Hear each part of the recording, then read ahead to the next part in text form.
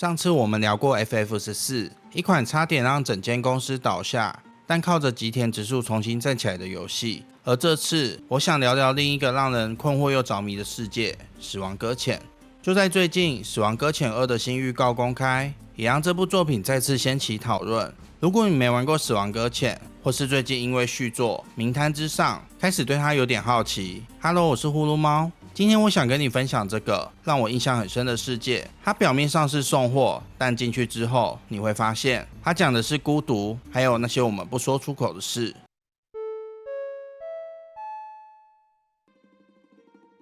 这支影片会讲到一些1代的剧情和设定，如果你还没玩，但介意被剧透，可以之后再回来看。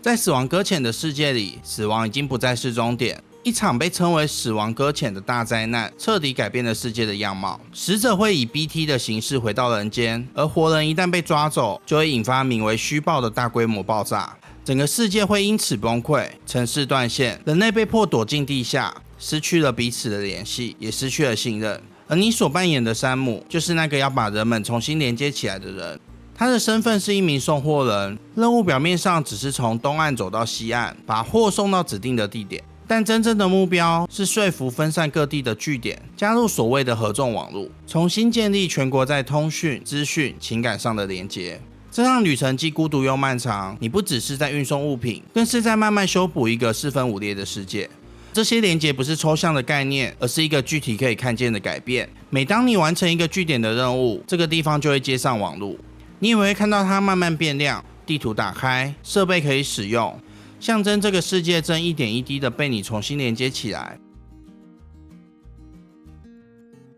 一开始，山姆对这个任务其实没有太多的热情，但走着走着，他开始意识到自己和这些灾难有某种奇怪的连结。他能感知到 BT， 也能在濒死的时候进入一个叫做沙滩的空间。这是死亡与现实的交界，每个人都有一座属于自己的沙滩，而山姆似乎能在其中穿梭。旅途中，他身上还有一个 BB， 也就是 Bridge Baby， 一个放在胶囊里连接母体的婴儿。但这个 BB 不只是系统里的一部分，它会哭，会笑，会在你走累的时候打哈欠，看到危险的时候还会突然吓一跳。久而久之，它成为了你整趟旅途当中唯一不曾离开你的存在。随着旅程的推进，我们所扮演的山姆也慢慢揭露了他的身世。他其实曾经死过一次，是从沙滩回来的人。这也是为什么他能成为连接两个世界的存在。他遇见了许多不同的人，有离群所居的小说家，因为失去家人而选择与世隔绝；执着工作的工程师，独自在废墟中努力维修设备；也有认为国家早已灭亡的学者，只愿意对化石说话。还有一位躲在雪山深处的妈妈，必须在隐藏与思念之间挣扎的生活。每个人都有自己的理由，也有不愿再相信的原因，而我们的任务就是要用自己的脚步，让他们重新相信彼此的存在。但故事的最后，山姆选择做了一件预料之外的事，他放弃了任务，选择保留了对小鹿的连结，把它留在自己的身边，选择了陪伴而不是放手。这不是传统那种收尾方式，比较像是另一段旅程的开始。当然，也不是每个人都喜欢这段旅程。有人觉得玩法太慢，走路太多，像是在玩送货模拟器；也有人认为剧情太抽象，角色讲话太多，会让人看得有点累。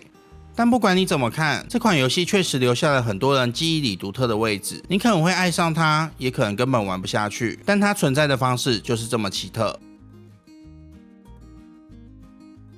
要理解这部作品，得先认识它背后的创作者小岛秀夫。对有些人来说，他是天才；对另外一些人来说，他是怪人。但无论是哪一种，他都是会把自己整个人都灌进作品里的创作者。他最有名的作品是《潜龙谍影》系列，那不只是潜入间谍的游戏而已，里面混进了冷战、核武、军事资本主义，甚至还有假新闻、AI、时间倒转，还有永远躲不完的纸箱。你很难用单一类型来定义那个系列，也因为这样，他变成了日本少数真正被称为作者型的游戏创作者。但后来因为与公司的方向不合，他被公司切割，从自己一手创造的系列中被踢了出去。离开之后，他成立了自己的工作室，做出了《死亡搁浅》。这部作品在玩法上挑战大家对游戏的想象，在题材上也延续了他过去作品里的一贯东西，例如战争、资讯、孤独、控制、记忆，还有人与人之间看不见的东西，所以你会觉得他的东西很怪，有时候过头，甚至有点矫情。可是反过来看，这也是一种很强烈的诚实。这不只是他的新作品，而是他失去一切之后，从零开始，重新问自己的问题：我想用游戏说什么？